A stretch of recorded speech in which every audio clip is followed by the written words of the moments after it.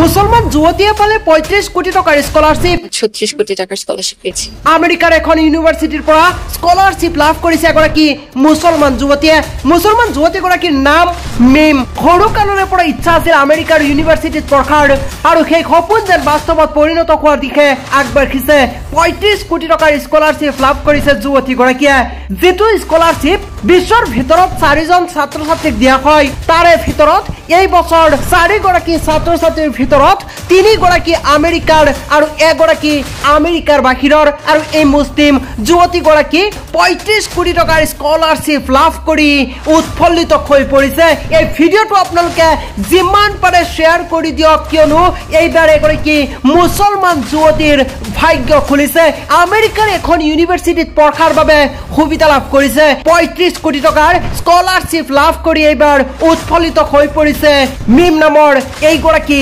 মুছলমান যুৱতী